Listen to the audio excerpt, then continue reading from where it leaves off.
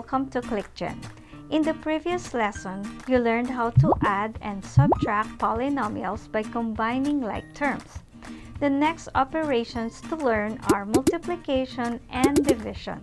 However, multiplication and division of polynomials requires an understanding of the laws of exponents.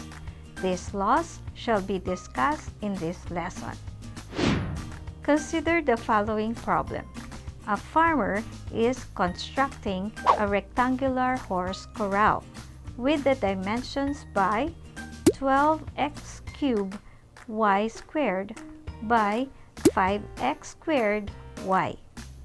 What is the area of the corral? Suppose we are asked to give the product of two similar terms, x and x. We know that we can simply write it as x times x equals x squared. Similarly, x times x times x is equal to x cubed. In general, if it is real number and is positive integer, then where x is called the exponent and x is the base.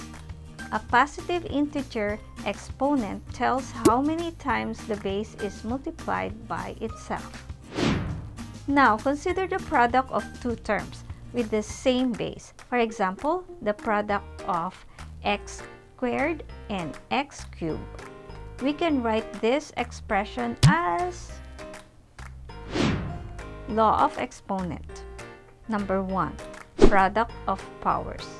In general, if x is a real number and m and n are positive integers, then x to the power of m times x to the power of n is equal to x to the power of m plus n.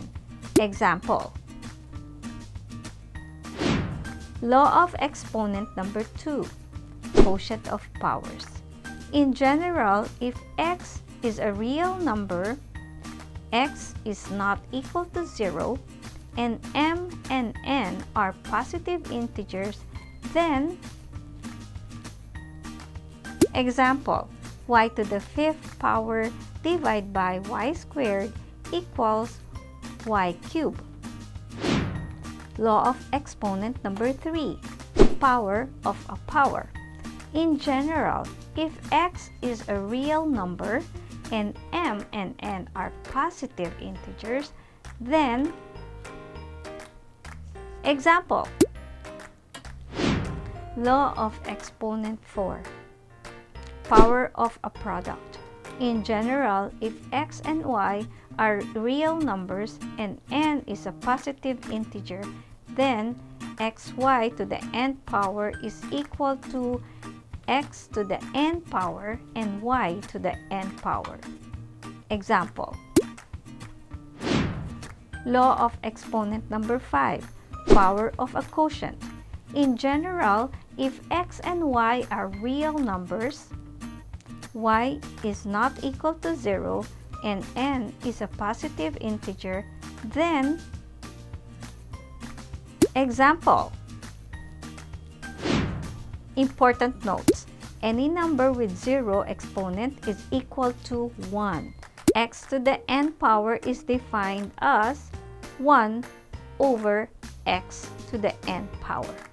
Let us try the following problems. Simplify the expression. Solution. First, rewrite the expression by grouping the same variables or constants. Next, use the product powers rule. Lastly, example number 2, simplify the expression. Solution. First, group like terms. Second, use the quotient power rule. Third, simplify. Example number 3, simplify the expression. The solution. First, simplify the expression using the power of product rule. Second, use the power of a power rule. Lastly, simplify. And that's it. I hope you learned a lot from this video. Thank you for watching and see you again next time. This is Teacher Elaine for CliqueGen.